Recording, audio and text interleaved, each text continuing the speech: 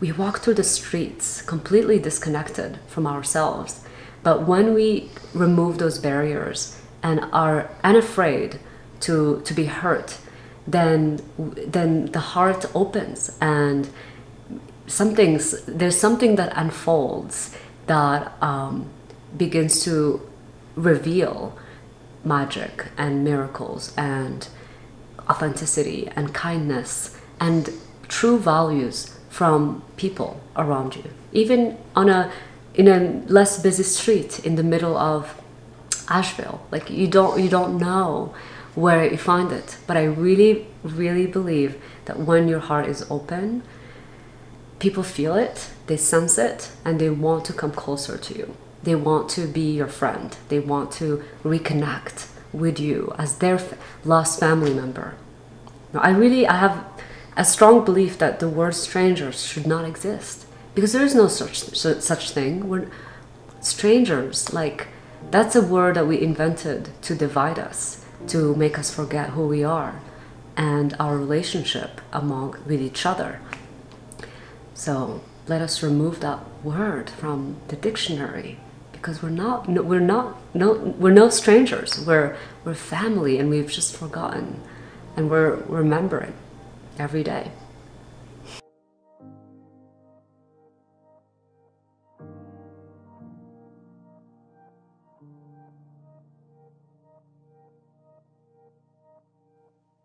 My name is Senka Caro. I'm founder of LightNet, and my passion and purpose is to make the impossible possible. You are going to participate in that today by making someone's dream that seems pretty impossible, going to space, come true. Check it out. Yasmine El Baggari is the community catalyst here at Holomovement, and part of her genius is showing unlikely people that wouldn't normally be in social circles together, like astronauts and immigrants. She brings these people together in Moroccan tea ceremonies, and they start to realize that we all have a common humanity.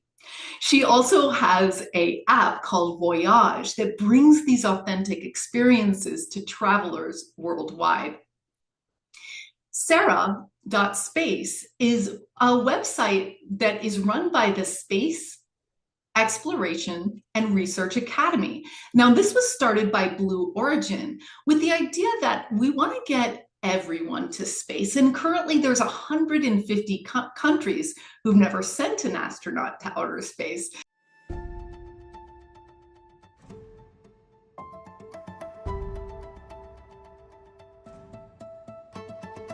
My name is Yasmine El Baggari. I grew up in Rabat, Morocco. And I want to share with you that I have this dream to go to space, and you can help simply by voting for me. I want to share a little backstory. I received a US Department of State grant to come here as a young Moroccan cultural ambassador. And my role was simply to meet people, Americans across all 50 states, and educate them about where we come from, our beautiful, cherished, incredible kingdom of Morocco. And I traveled on Greyhound buses, I took trains, talked to strangers, anybody that would talk to me. And I was welcomed in people's homes. I've experienced tremendous hospitality in the US, similar to what we have in Morocco. And I made it a mission to unite the world, to bring people together, communities like astronauts, refugees, entrepreneurs, musicians, artists. It didn't matter, because we are one soul family. And today I am so excited to see Morocco take the next bold move by becoming a leader in the space industry. And I want to see Morocco be in the global stage when it comes to international relations and space diplomacy, because we have it in our veins. Moroccans are peace builders. We want to open our doors to strangers, and this is the spirit of who we are. And it would be one of my deepest honors to represent you as my country in space in our upcoming SERA Blue Origin flight. I just want to say thank you for your support. Shukran, merci, and I'm sending you all so much love and hope to see you soon back home.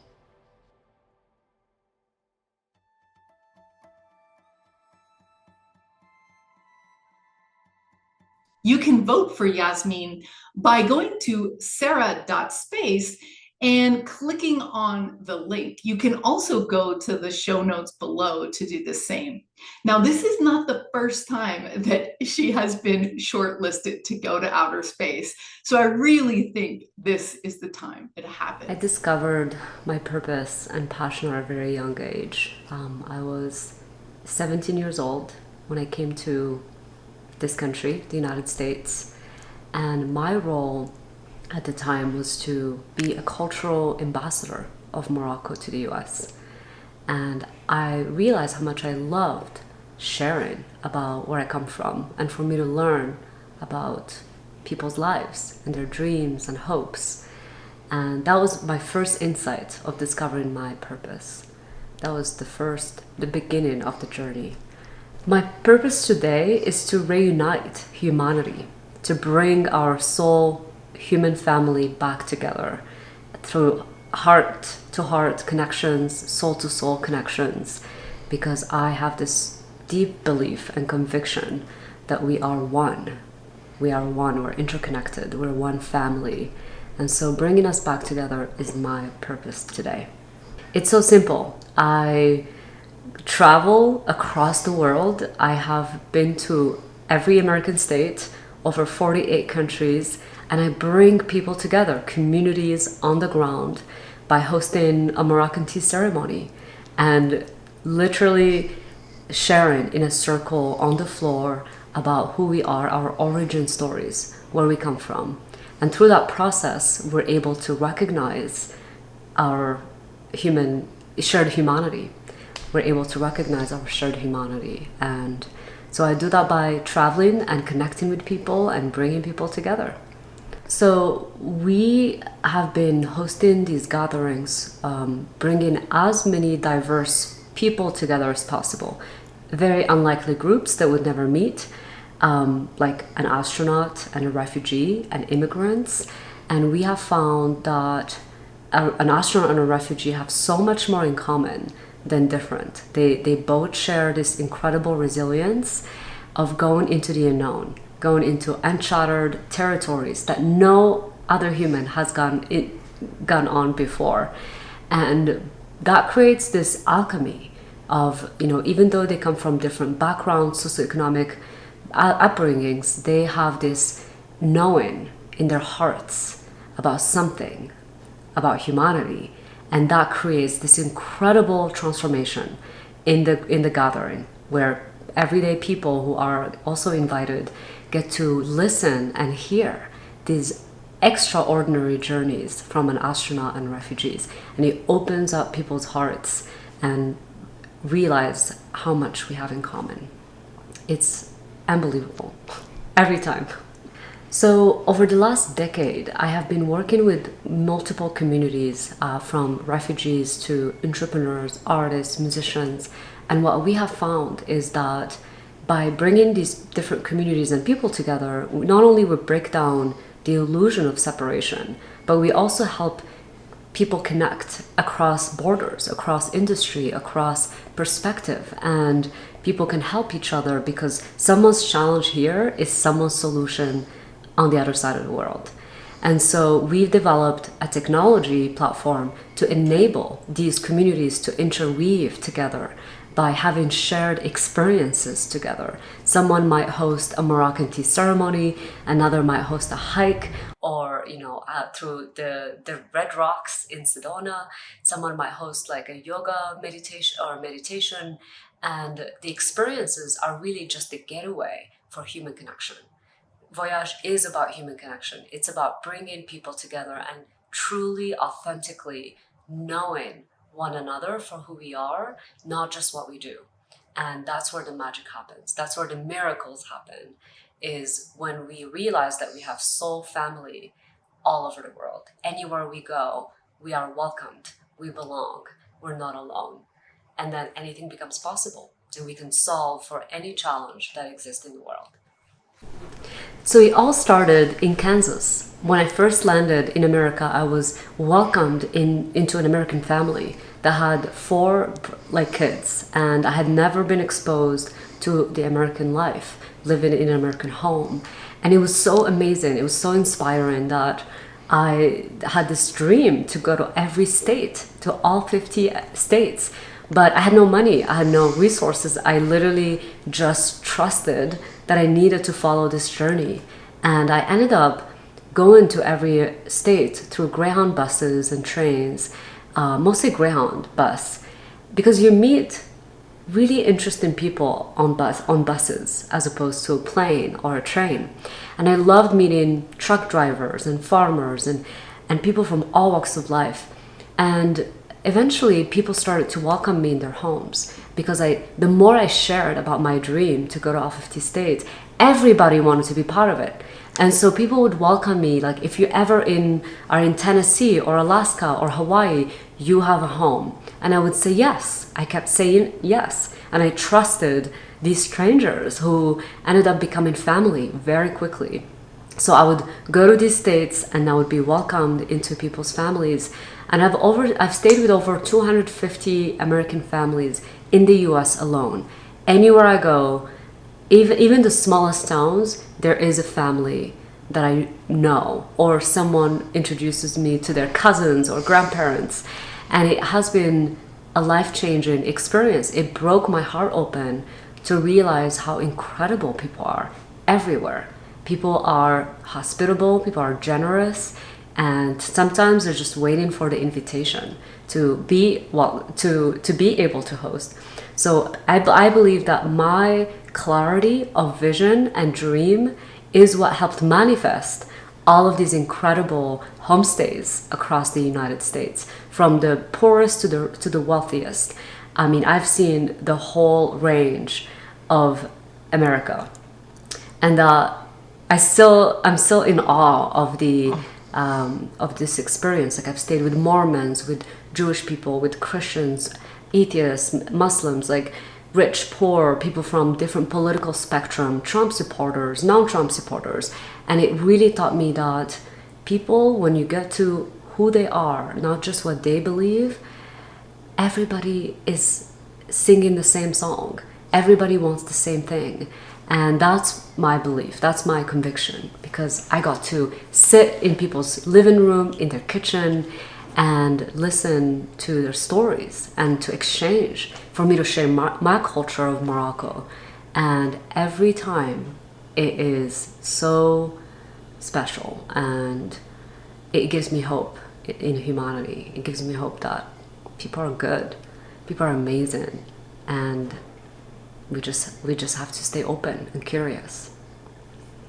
Most people are wanting connection to self, connection to others, connection to the universe, and this sense of purpose.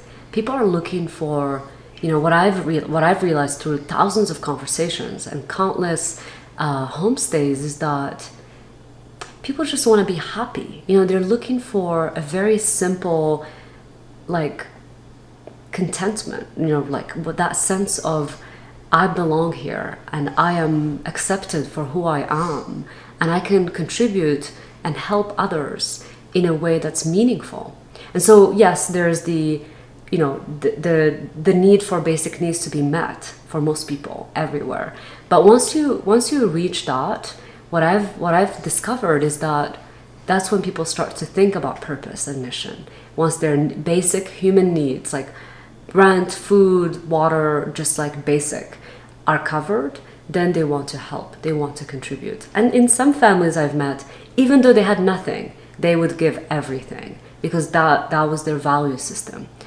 It was about helping others. It was about just making sure that people around them in their communities and strangers alike are taken care of. And that's incredible. That's the beauty of our humanity. That's the, I think that the unseen, the invisible, like when we remove the veil of protection and we are truly walking life with an open heart, it's everywhere. There's magic everywhere. To walk life without protection is removing all the barriers around our heart that truly loves the other, our brothers and sisters, families that we have forgotten that are all around us. We walk through the streets completely disconnected from ourselves. But when we remove those barriers and are unafraid to be hurt, then the heart opens, and there's something that unfolds that begins to reveal magic and miracles and authenticity and kindness and true values from people around you, even in a less busy street in the middle of Asheville. Like, you don't know where you find it, but I really, really believe that when your heart is open, people feel it, they sense it, and they want to come closer to you. They want to be your friend. They want to reconnect with you as their lost family member. Now, I have a strong belief that the word strangers should not exist, because there is no such thing. We're strangers. Like, that's a word that we invented to divide us, to make us forget who we are and our relationship with each other. So let us remove that word from the dictionary, because we're no strangers. We're family, and we've just forgotten, and we're remembering every day. Oh, it's absolutely amazing. I have experienced tremendous hospitality in the United States of America. All these incredible families and people that welcome me in their homes. Like, I would invite them back into our home back in Morocco. And like, if you ever, literally, as I'm speaking to you, there's 4 people landing in Rabat in Morocco with my family. Literally, they're landing today at 5 p.m. And to me, it's just, it of course, like, my parents have opened their homes, their hearts, their doors to all of the strangers I've met, all these people I've met, and they've transformed because of it. They brought the world into their home without having to go anywhere. They've welcomed Germans, Americans, French, Jews, Arabs, Muslims, like all kinds of people. And because of that, they've expanded their awareness and consciousness and capacity, because they got to meet someone else who is not Moroccan. And I've seen the transformation happen over the last decade as more and more of my friends go visit Morocco. And it's stunning. It's stunning to witness that. So we've had over 50 people, if not more, stay in our home and visit the Sahara Desert and go through the Atlas Mountains and ride camels and sleep in my room and have tea with my parents and just like be at home. And of course, you are welcome too. Anyone watching, you're welcome to our home in Morocco. It's kind of like the app that we've been building, which is a technology platform where you can go and search based on your values, based on your interest, like-minded, like-hearted people around the world to have a shared experience with. Almost like Airbnb experiences meet couchsurfing and study abroad, where you can go study abroad on the go, anywhere, anytime. And so you land in Japan and you can meet with a Japanese family who can host you for a night and have tea with them. So it's really recreating this 50-state journey and all these families I've met to have a platform that enables you to do that without necessarily the serendipity and the craziness of just doing it. Some people need a platform to be able to feel safe and trust. I just go and talk to strangers and people and have these experiences. So we wanted to build a tool to enable anybody, anywhere, to have these authentic cultural experiences. Well, I mean, anything from cooking different cuisine, learning language. Like, imagine if you wanted to practice your Spanish and you can meet with someone and have a couple hours learning a language, maybe learning different cultural cuisines or, dancing, different dance movements around the world, like learning belly dance or zouk or salsa and understanding the origin stories of those movements. Culture, nature, music, food, like languages. So it's really a whole spectrum of what makes life meaningful, and having those experiences be shared and exchanged amongst each other. So it's 1969, and man was about to land on the moon. My uncle lived in a small village, and he was my inspiration around the whole space dream. He had 11 brothers and sisters, and he gave up going to school because your destiny was to become a farmer. What's the point of going to school? And there was a British man that was hitchhiking through the village and encountered my uncle, and he was 14 years old at the time. And they had an exchange. They didn't speak the language, but they could connect, human to human connection. And as a departing gift, he was gifted a transistor radio that became his new tool and access to the rest of the world, the West, like all of the innovations happening, the Vietnam War, but he couldn't relate to any of it because it was so far away from his lived reality. Until July 1969, when he heard of the event that man was going to land on the moon. He was so inspired by that, and he started listening to the radio every day. And the day of the moon landing, his radio broke down. And the only way he could fix it was to get on a donkey to the nearest town and exchange his watch with fixing the radio, because they didn't have money, dirhams. So this man fixed my uncle's radio, and my uncle describes being on the donkey while listening to the moon landing. And he was so awestruck by this event, he was so moved that he decided that he wanted to go back to school, because his dream was now to go to America and to do great things and to give back to his family. Until this day, he still does that. I have 30 cousins who still live in the rural village in Morocco, and he still makes sure that they have everything they need. So that story was a catalyst. That story was the catalyst that dreams are possible, because he went back to school and then eventually got a full scholarship to come to the United States through the US Department of State. And that's how he came. And that when I heard that, when my brother heard that story, we thought, if my uncle did it, I can do it too. He paved the path for a new possibility, because he looked like us, he talked like us. And my brother said, if my uncle went from a village to California, he said, I want to go to Yale. And nobody believed him, because nobody had gone to an Ivy League school from our middle class family. And my brother believed he could do it, and he did. He was the first Moroccan full ride to Yale, and opened up a world of possibility for his younger sister, but also hundreds of other Moroccans to also imagine and to dream that they could come to the US on a full scholarship. And that's how I came to America. So the moon story was a catalyst.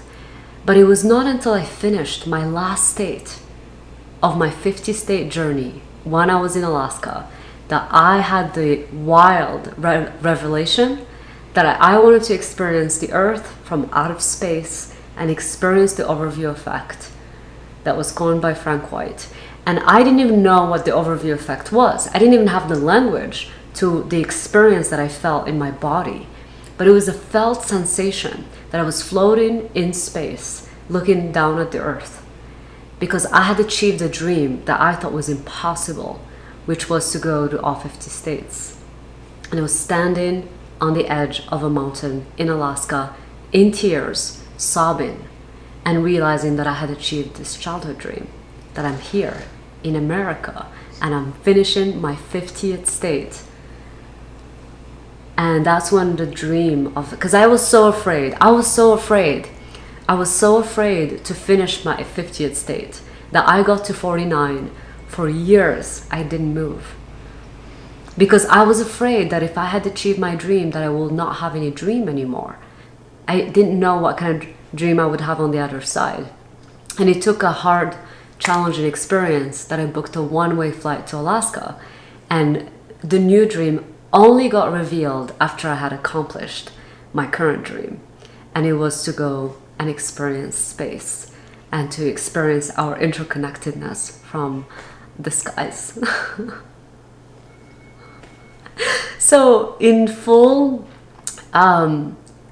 powers of the universe, manifestation, energy powers, in Alaska, I had not encountered anybody in space. I had never met a rocket scientist or an engineer. I had no connection to the space industry. Within a week of feeling that dream, of experiencing that feeling of this new dream, I got an invitation from the United Nations to go to the 50th anniversary of Apollo 11. I have no idea till this day how my name got on that list, but I was invited to go meet with astronauts and the space community at the United Nations a week later for the 50th anniversary of Apollo 11. And that was my trip from Alaska to New York, one-way ticket. And I met everyone. And that's when I started to connect with all these incredible space leaders. And I remember vividly one of my dear friends, Cameron. I told him I revealed my dream. And I was so both excited and nervous. You know, it's like your dream. And I shared with him my dream. And I said to him, I want to go to space. Like, I feel it. I don't know what's happening, but I feel it very strongly. And he said to me, like, okay, you will. Like, we're going to co-host the dinner, an inner and outer space themed dinner in LA. And I'm going to invite a couple friends. And I thought he's just going to invite some people.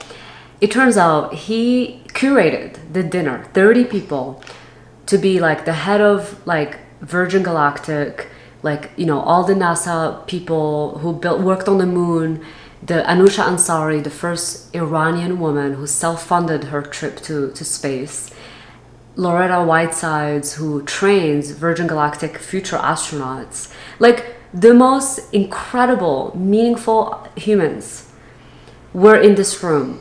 I was surrounded by talent, by vision, by people who could actually help make this dream come true. And I will never forget, Cameron put me on the spot. He stopped everyone and asked and made a toast, and then in the middle of it said, well, the reason why we're here today is because my friend Yasmine, who's also my co-host for this dinner, has an important announcement and dream she wants to share with all of you. And my heart stopped. I could not believe he was doing that. I'm like, oh my God. But at the same time, as the fear came up, I'm like, this is a moment. This is the moment when we reveal our dreams, when we let the world know our dream, and maybe they can help us. And I did. I courageously shared about my upbringing from Morocco to the 50 states, being in Alaska, and how we got here. And I shared my dream. And it was a life-changing moment. It was a life-changing moment because it was a revelation that people heard and witnessed, and everybody in that room gave me their number and said, whatever you need, I am going to help you make this dream come true. And there was Space for Humanity that made space accessible to everyday people. I was invited to apply, and from 7,000 applicants, I was down to the final 2 to go to space on a fully sponsored journey. And while I didn't make it, it was a step closer to making that dream come true. And today I'm running to go to space yet again with Blue Origin and SERA. And I'm currently 15 out of 32,000 people who are applying to go to space. And it's a competition designed to bring people who've never had astronauts before, countries who've never had astronauts before. And Morocco has never had an astronaut. So aiming to be the first Moroccan woman in space and first Moroccan person in space. And whether this is it or not, I feel it in my heart, in my vein, that space is part of my journey, and I will get to go to space, and it's just a matter of time, and I can't wait. And in fact, we all get to go to space if that's what we want, because we are in a wild time where space will become more accessible for more people, not just the wealthiest humans who can afford a flight. You know what? That's a powerful question. The hardest part about living my purpose, when you've experienced the depth of living your purpose, is when fear kicks in and you realize that you need to have a normal life and go back to get a job, do something that is not your purpose to make life work. And this is when your basic needs get triggered and are not covered. When you reach a place of uncertainty around, can I eat? And I mean, even in my 20s, I was never afraid because I always had a home, even if I had nothing. Like, I was always taken care of. However, when I turned 30, I started to want more stability in my life, like a home and, being able to pay my rent and food. But I think when you're faced with the biggest fear of it is actually not being able to work on your purpose. The hardest part about living your purpose is to not be able to work on your purpose because you need to do this other thing to make your life work. And ideally, you live your purpose and you're paid to do what you love. And people contribute to your mission to do more of what you believe in. And there are gaps in it sometimes, like a few months in between missions where you don't know what's going to happen. And what I learned is that those are the moments where you have to deepen your trust even more and not fall into fear, because fear will get you the job easily, but you're not going to be happy because you're not going to be working on your purpose. I've only experienced this once in my whole life. I've only worked on my purpose, and there was only a 6-month gap where I didn't, because I got afraid, I got scared, and I went in a different direction. And guess what? The universe is not like it. It brought me right back. It brought me right back. But it was a humbling experience to understand what it's like to not work on your purpose. And that gave me a lot of insights around helping people find their purpose. So that was actually, in retrospect, it was exactly what needed to happen. And it was wild. If your conviction is strong enough, I would say sit in the discomfort. Ask for help. The best thing to do, and lower your expenses. Build a new budget. Maybe you don't need your chai latte for this month. Maybe you don't need to take an Uber. Maybe take the public transportation. So when you are faced with that adversity, I would say, how can you reorient to live very humbly? And even if that means going back home to live with your family or friends for a couple of months. But stay clear, especially if you have a purpose and you know it. We need you. We can't afford you doing something less than what you're meant to do. And so I would say my biggest advice would be cut down expenses, go, stay with friends, but don't give up your dream. Don't give up your dream. I literally went all over the world on a quest to understanding other cultures and other people and other perspectives, just to realize the condition and the deep conditioning that our current system is teaching our generation and future generations. And unfortunately, that does not work anymore. So we need to create new models to help people find themselves and at least stay curious. Because if everyone stays curious and asking questions, they can find answers on their path. But when you're educating a population to not be curious, to learn math and physics, and then without the deeper questions on what it all means, then you're raising a world that is designed to help you achieve your goals, your, work for the corporate world and not be independent, entrepreneurial, outside of the box. So we're trained to follow the path, the certainty, which is an illusion. It's not real. I mean, talk to anybody who's done the corporate ladder and gotten to the top. They will tell you that they're not happy. And they oftentimes, once they reach the top, they go to Bhutan to rediscover their purpose, because they haven't had time their whole life to really question it and to think about it, because they're on this journey. And I've heard that many times from so many C-level executives. And there are programs designed to help them reconnect to their purpose. Abroad, one of them, they go to Bhutan to find happiness. So why do we have to be 60 years old to finally be thinking about our purpose? Why not in our younger age, so we can contribute when we have energy and strength and skill set to help each other and help other people, no matter what the purpose is. There's so much to do. There's so much need in the world today, in every direction. And we need not just smart people. We need resilient, globally minded, and entrepreneurial humans in this next era.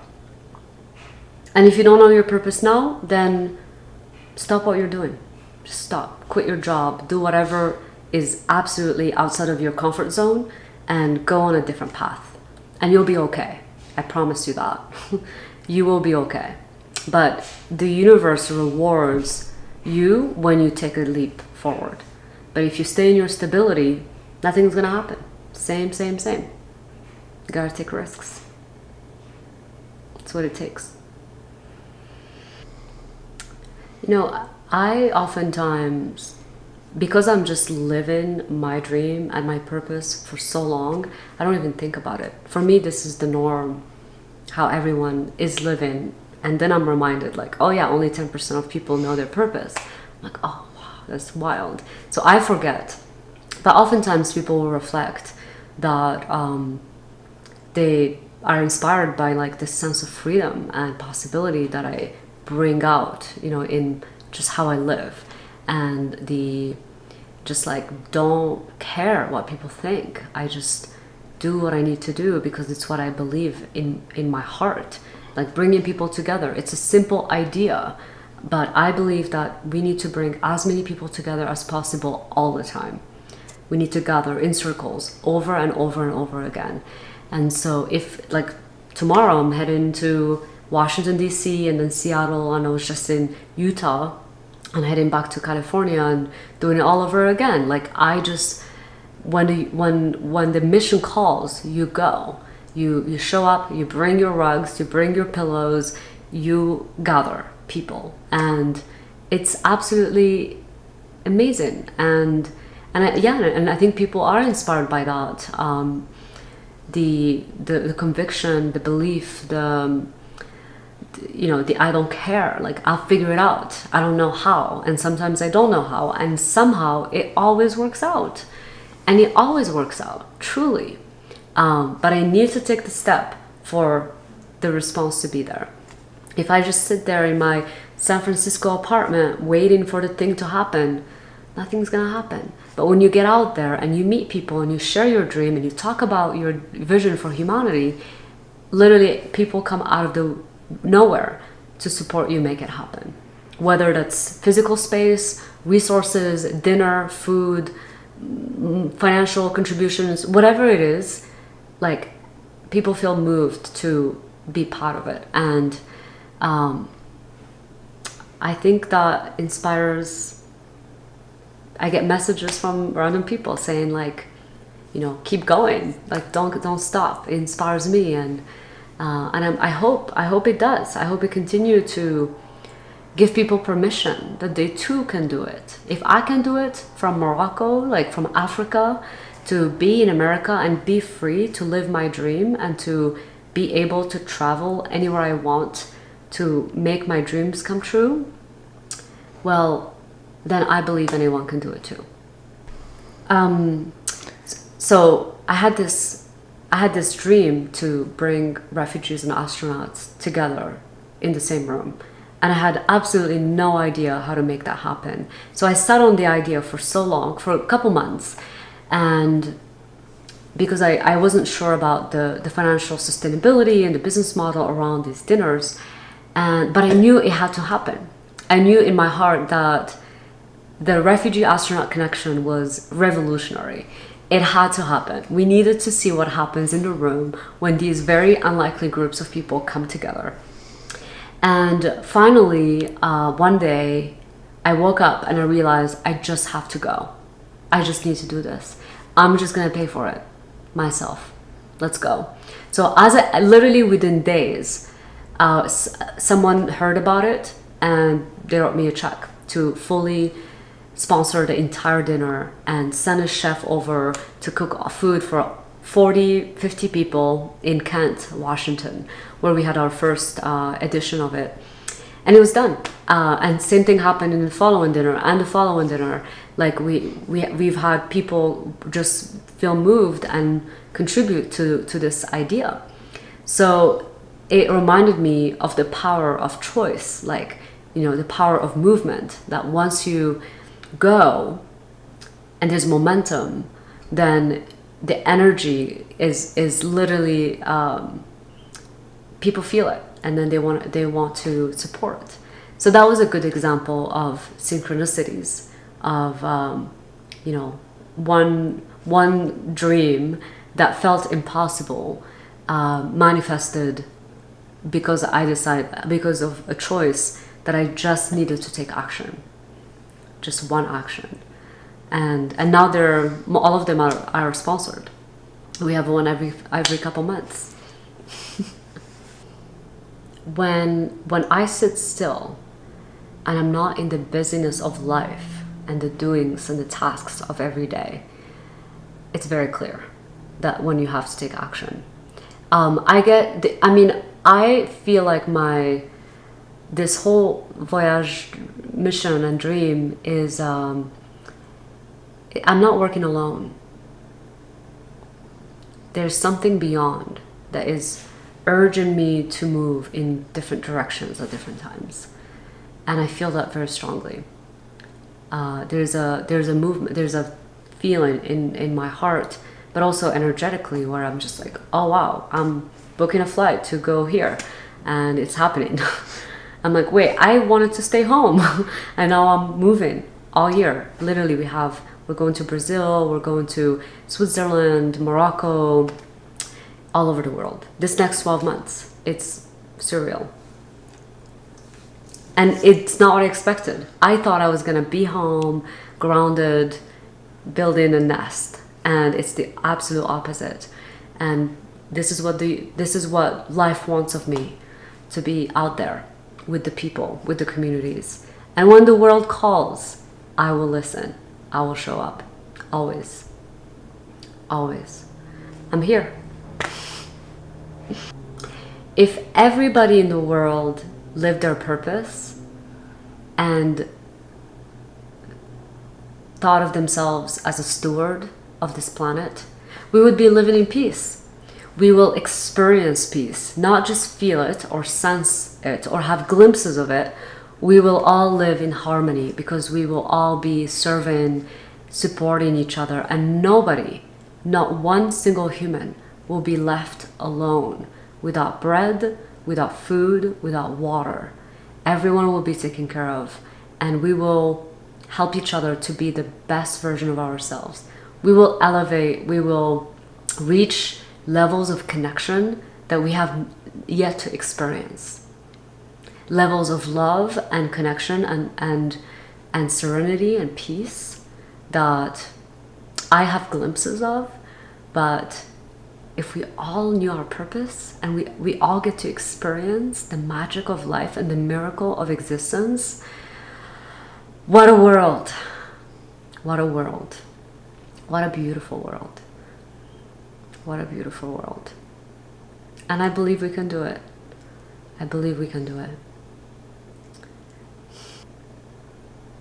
If there's anything I want to say to you, is to remain open. Open in your heart, open in your mind, open in your soul. Because when our heart experiences that, we can manifest anything. Anything becomes possible. But it really does take a belief in oneself. And I believe in you. I believe in your heart. I believe in your soul. Because my heart is your heart. It's one heart. It's the same heart. So purify, heal, let go, do whatever you need to do to let go of the past. But this moment is a new moment, and we can reinvent ourselves. We can have new beginnings anytime.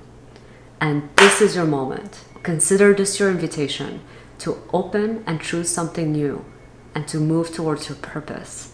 Because my message to all of us, to all of humanity, is again that we are one human family and we belong to this world, to this planet, to this universe, under the stars and the moon and the sun. And we will get to go to different galaxies and Mars and the moon and beyond, but we must do it here first on planet Earth and do it right. And that's my message to you.